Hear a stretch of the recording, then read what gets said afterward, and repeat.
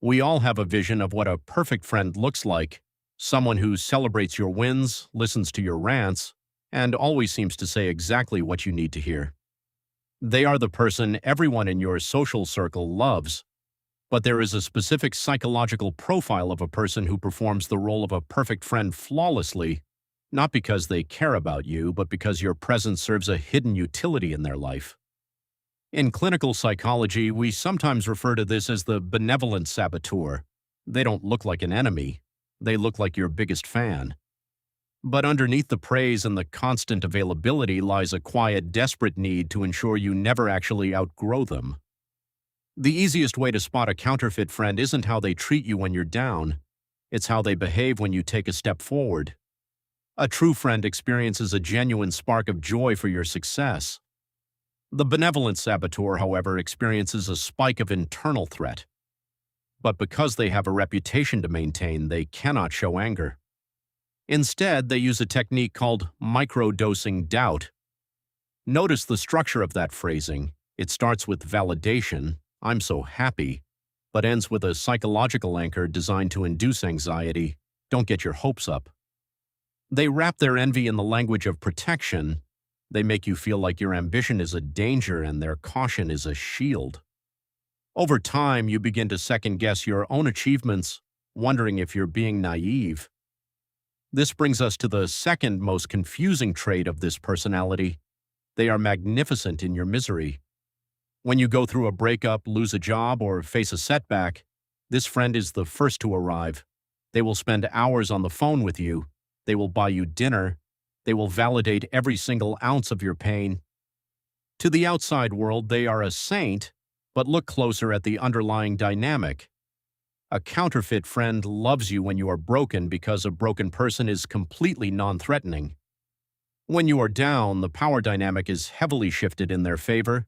They get to feel superior, wise, and needed. The danger arises when you try to heal. The moment you start getting back on your feet and no longer need them to rescue you, you will notice a strange chill in the relationship. They loved the version of you that was struggling because that version kept them on a pedestal. The third sign is how they handle your private vulnerabilities. Because you trust them, you tell them your deepest insecurities. You tell them about your family issues, your financial stress, or your flaws. A perfect friend on the outside will take this data and use it for a tactic called triangulation. They will share your struggles with other people in your social circle under the guise of deep concern. They will say, "I'm just sharing this because I'm worried about them and think we should all support them." By doing this, they accomplish two goals simultaneously. They violate your privacy to lower your status in the group, while raising their own status as the deeply caring, attentive caretaker. It is a brilliant, vicious loop. You are betrayed, yet you look like the one who needs help. Why do people do this? It usually stems from a profound psychological concept called relative deprivation. The counterfeit friend doesn't necessarily want you to suffer in poverty or misery. They just need you to stay exactly where you are relative to them. If you both stay at the same level, their internal world feels safe. Your growth forces them to look at their own stagnation.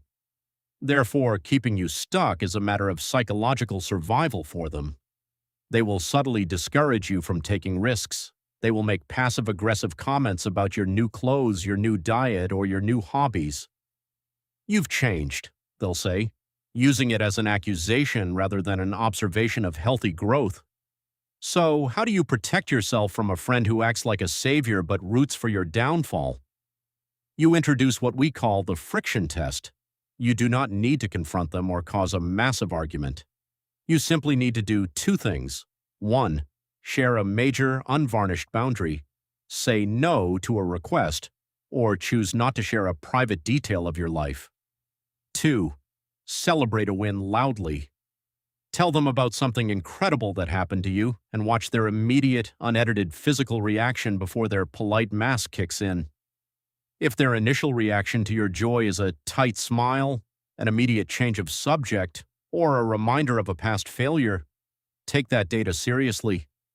You do not owe your loyalty to a persona. You owe your loyalty to real, reciprocal respect. True friends don't just hold the umbrella when it rains. They are genuinely glad when your sun finally shines. If you like this video, please share it to your other friends and also subscribe for more such videos. Thanks for watching. Videos बनाने हैं Filmora है ना।